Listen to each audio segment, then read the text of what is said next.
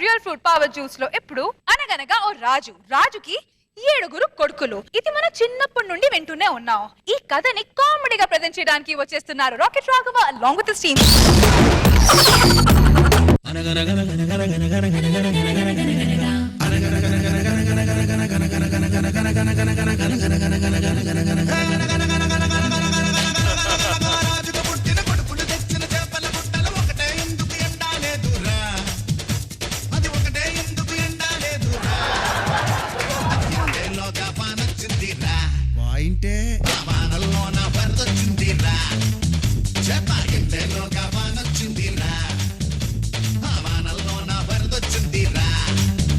అన్నలారా, తమ్ముళ్ళారా, కొన్ని వందల ఏళ్ల నుంచి ఈ భూమి మీద అందరూ కూడా అనగనగా ఒక రాజుగారి 7 కొడుకులని మన కథను చెప్పుకుంటూనే ఉన్నారు. కానీ ఎలా ఉంటారో మనం చూడలేదు. ఈ రోజు ఈ భూమి మీద అందరూ మనం చూస్తున్నారు. నాకు చాలా హ్యాపీగా ఉంది.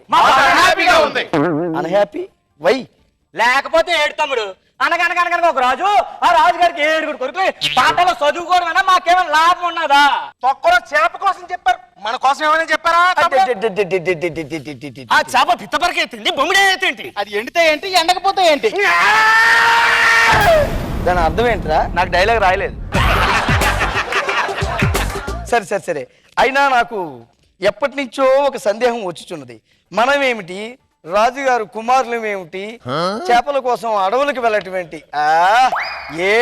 ఊరూరు ఆదివారం సంతలు జరుగును కదా, సంతకెళ్ళి చేపలు కొనుక్కొని వచ్చును కదా. రాజుగారు కుమారులు మనం చేపలు పట్టుకుంటే ఎలా? అవును అవును అవును అవును. దీని అర్థమేమి? డైలాగ్ లేదు. ఫోన్ వచ్చుతున్నది ఇప్పుడు. ఎవరు ఎవరు ఎవరు ఎవరు ఎవరు? నాన్నగారు. నాన్నగారా? నాన్నగారా? నాన్నగారా? నాన్నగారా? నాన్నగారా? పోటీ చేస్తాను. నాన్నగారు కూడా ఆయన సాగదీయాలా నువ్వు? నాన్నరాజావారు ఏంటి ఇలా ఫోన్ చేశారు? చేపలు కావాలనా? మళ్ళీ అన్ని చేపలు కావాలనా నాన్నరాజావారు? అటుల్నే. అన్నగారు, ఆయన ఇప్పటికిప్పుడు ఎండి చేపలు ఏ చెరువులో దొరుకుతాయి? ఎండి చేపలు చెరువులో కొడితే కత్తి ఎలా వెళ్ళిపోద్దేమనుకుంటున్నావు? నాన్నగారు ఎండు చేపలు తెమ్మని ఆజ్ఞాపించినారు. ఇప్పటికిప్పుడు ఎండు చేపలు ఎచ్చట దొరకవలను. సరే, ఈలోగా మనం ఏదైనా ఘనకార్యం చేసి నాన్నగారికి మంచి పేరు తెప్పిద్దాం. ఓకేనా తమ్ముళ్ళు? ఏమి చేద్దాం? తమ్ముళ్ళు వెనకండి. అక్కడ ఏదో అడవిర భయంకరమైన జంతువు ఒకటి కనిపించుచున్నది. అది ఈగ అన్నగారు. అడవి ఈగ. ఇంత కరెక్ట్ గా ఎలా చెప్పగలిగావు? అడవులో ఉంటే దాన్ని అడవి ఈగ అంటారు కదా. మనకి ఇలాంటి డౌట్లు ఉండబట్టారా జనాలు మన గురించి వదిలేసి చేప గురించి చెప్పుకుంటున్నారు. తమ్ముడు, చచ్చిపోయిన దానితోనే యుద్ధం చేయవలను. బతుకున్నదైతే మన చంపివేయి. ఈగతో అరివీర భయంకరంగా యుద్ధం చేస్తాను. మీరు మీ సెల్ ఫోన్లతో నన్ను బంధించండి. యూట్యూబ్లోని, ఫేస్బుక్లోని, ట్విట్టర్లోని అప్లోడ్ చెయ్యండి. నాన్నగారికి ఆ పిక్స్ పంపించండి. అది చూసి బలిరా బలి అని మన రాజ్యంలో విధి విధిన మన పోస్టర్లు తగిలించవలను.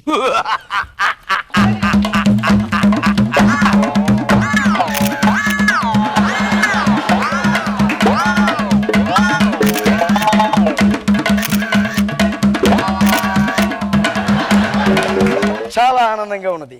అప్లోడ్ చేయండి. చూస్తున్నావు అన్నగారు. నాన్నగారు, పిక్స్ చూసినారా? అరివీర భయంకరమైన యుద్ధాన్ని చూసినారా? ప్రజలందరూ సందడి చేయుచున్నారు.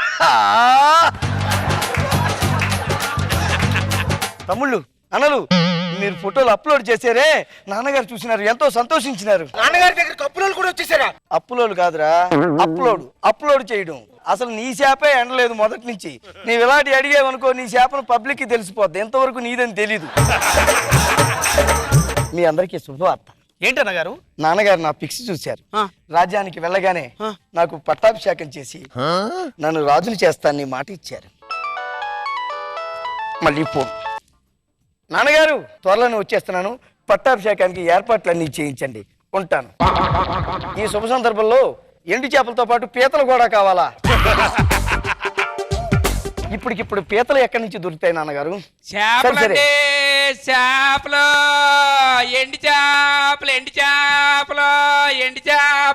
ఇదిగో బాబు, వెళ్ళరా.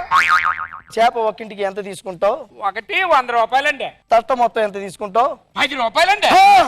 చాలా ఎక్కువగా చెప్తున్నాడు రేటు. కొద్దిగా ఇంకో మాట చెప్పకూడదు? 50 రూపాయలు ఇచ్చేయండి. ఇది చాలా చౌకగా ఉంది. అందుకే మన గురించి చౌకగా చెప్పుకుంటున్నారు, చేపల గురించే ఎక్కువగా చెప్పుకుంటున్నారు.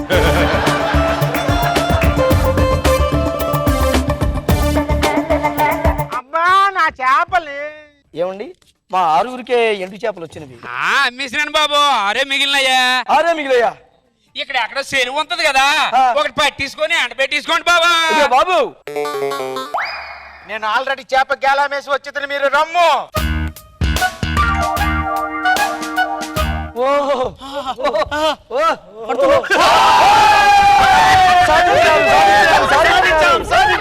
సాధించినారు.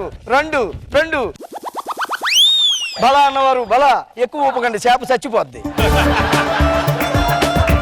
కానీ ఇప్పటికిప్పుడు ఈ చేప ఎండుట ఎలా?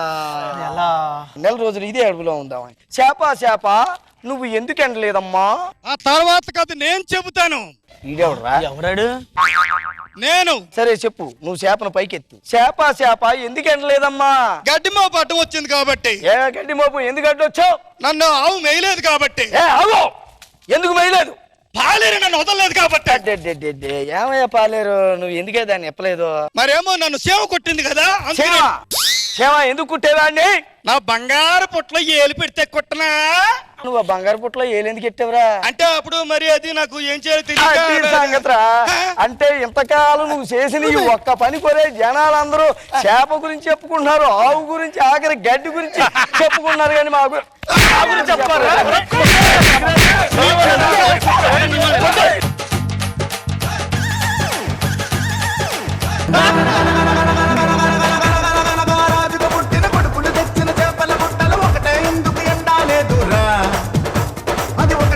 స్కిట్ వచ్చి సూపర్ గా ఉంది రాఘవ్ గారు. అసలు జడ్జెస్ తెగ ఎంజాయ్ చేశారు. రోజా గారైతే నవ్వి నవ్వి ఓహో ఆహా. మా అబ్బాయికి స్టోరీ చెప్తే కానీ నిద్రపోడు. వాడు ఎప్పుడు అడిగినా ఇదే స్టోరీ చెప్తా. వాడు బోర్ కొట్టకుండా ఇదే విని నిద్రపోతాడు. కానీ చాలా కలర్ఫుల్ గా ఉంది రాఘవ. మీ అందరి గెటప్లు చాలా బాగున్నాయి, అందరు బాగా చేశారు. మీ మొత్తం సెటప్ ఎంత బాగుందంటే జడ్జెస్ మీ ఎంట్రీ వెంటనే వాళ్ళ కెమెరా ఫోన్స్ తీసి పిక్చర్స్ క్లిక్ చేస్తారు. Actually first time ever this has happened. So ఇప్పుడు నాగబాబు సార్ కి స్కిట్ ఎలా అనిపించిందో చూద్దాం. చిన్నప్పటి నుంచి చదువుతున్నాయి కదా, ఈ కథని విజువల్గా ఎప్పుడు చూడలేదు. ఫస్ట్ టైం అలాంటి వెధవలందరినీ మీరు చక్కగా రాజుగారు 7 కొడుకుల్ని చాలా హిలేరియస్ గా ఉంది. కానీ ఫినిషింగ్ బాగుంది. మాకు ఎప్పుడు ఎందుకు ఏలు పెట్టుంటాడు ఒక పొట్టలో అన్నది, అది క్వశ్చన్ మార్క్ అయిపోయింది. ఆయన సాగు కొట్టారు చూడు లాస్ట్కి వచ్చేటికి. గుడ్, చాలా బాగుంది.